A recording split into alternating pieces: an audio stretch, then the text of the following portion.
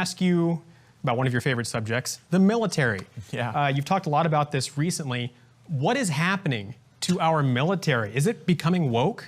It is tragic to see an institution like the Department of Defense surrender to the woketopia the way they have at the top. And there is no diminution in the patriotism of our military families and our service members. They love this country and they would die for our country with every life that they could possibly have. This is a top-down effort. This is totally a deal where the beltway of Washington, D.C., the swamp of Washington, has enveloped some of our top generals in wokeness and in this notion that it's more important for the military to build a society of grievance rather than common fate and destiny. I mean, I go and spend a lot of time at these military bases, and whether these young men and women are black, white, brown, yellow, whatever color in the world, they've been through similar training, similar experiences. There's that sense of common purpose and a common mission. And when you go start to say, well, you might have white rage and you might have a specific grievance and you might have been, historically disadvantaged, it becomes a lot harder for that unit to come together and say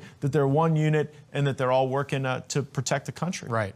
One of the things that concerns me most and a lot of people is when you look at radicalized militaries, you look at, the Soviet Union's military, the Nazi Germany, their military, North Korea, Cambodia. All these radicalized militaries have been a huge problem for civilian populations in the past. So should Americans be concerned now that their military is being radicalized against them? I'm not worried about our service members. I am worried that over time, if the military is uninviting for people that have a conservative viewpoint, that becomes a self-fulfilling prophecy. And like the Air Force colonel who was exactly. from command. Yeah, Matthew Lohmeyer, great patriot. He does some scholarship and some writing in criticism of critical race theory and is drummed out of his command as a consequence of that. And so if that continues to happen, then people who think like Matthew Lohmeyer might choose careers other than the military, and then the military starts to take on a different type of shape and texture and ideology. And we really don't want an ideological military. We want civilian control of our military, and then we want the military leadership to be responsive as they should be in a republic. But if we do not stand and fight now, these very dangerous values will be entrenched in military teaching, and then it will be very hard to get rid of them. And that's why I'm going to be introducing legislation in the National Defense Authorization Act to ban critical race theory from our military. Outstanding. Well, that was the other thing I wanted to ask you about is how does critical race theory figure into all of this? Critical race theory is now a platform from which Democrats are going to try to divide the country. And it's as simple as that. It's anti-white. It's anti-black because it's anti-America. The principal values of the critical race theory are to replace the progress from the civil rights movement.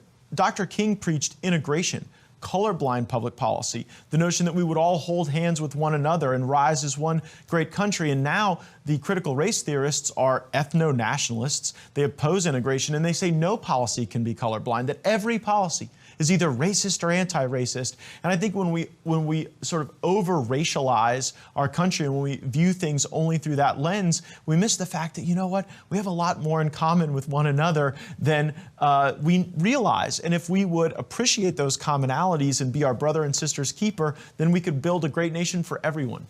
Yeah, I completely agree, and it's really odd now, perhaps ironic, that you see more racial tension and conflict now, the more that you call people racist.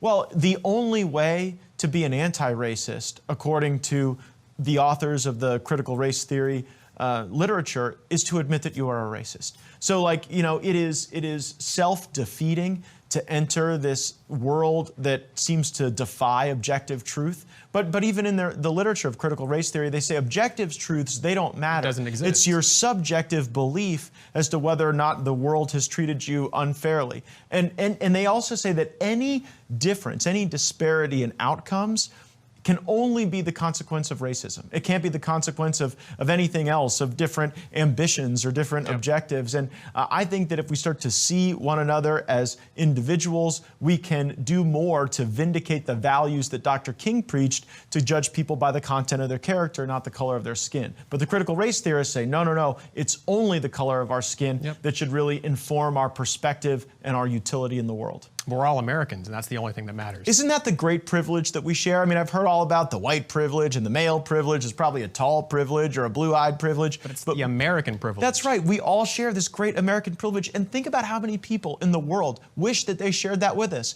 And instead of celebrating that and loving our fellow Americans, we have these critical race theorists trying to divide us. Yep. Is there anything else you wanted to talk about? Hey, just grateful for the chance to be here and hoping that in the great state of California, we can maybe show the difference between the excessive government lockdowns, the restrictions in freedom, and the things that we've enjoyed in Florida that have got us gearing toward recovery and progress. Yep. And hopefully that's a better sign for America. All right, Matt Gaetz, thank you very much. Great, thank you. Want to see more videos